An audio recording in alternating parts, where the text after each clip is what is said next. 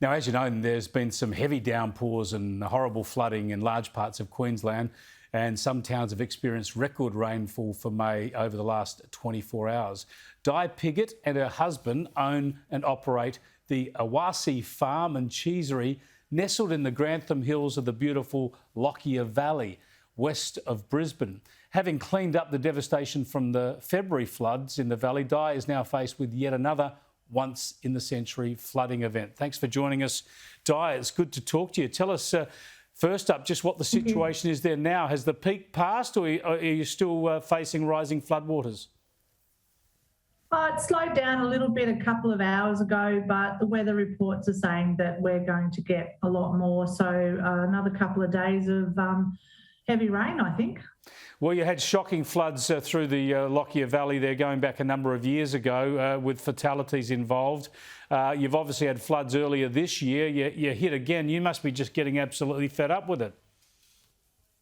Oh, it is a little bit frustrating with the damage that the floods do, and frustration with having livestock going through such devastation. But you know, I guess, as I say, farming's a tough gig and you just got to get on with it.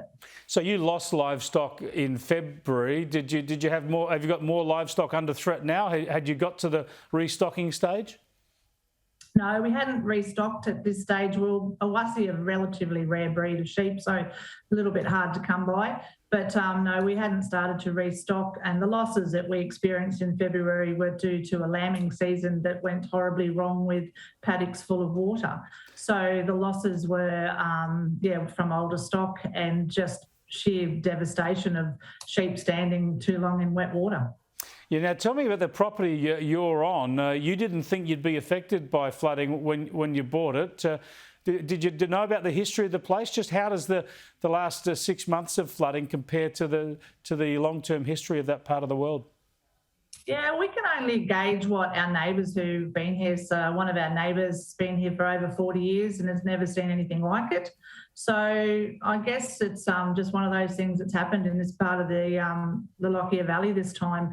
So the property was relatively untouched in the 2011 floods. The rain just did not fall up this side. So it's now that it's come down this way and hit us, I suppose it was probably our turn. But, you've had, in the February floods, over 750 mils in 2 days. How does the land cope with that? Just can't.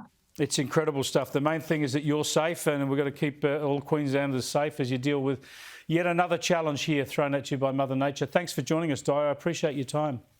You're welcome. Thank you. Di Piggott there in the Lockyer Valley.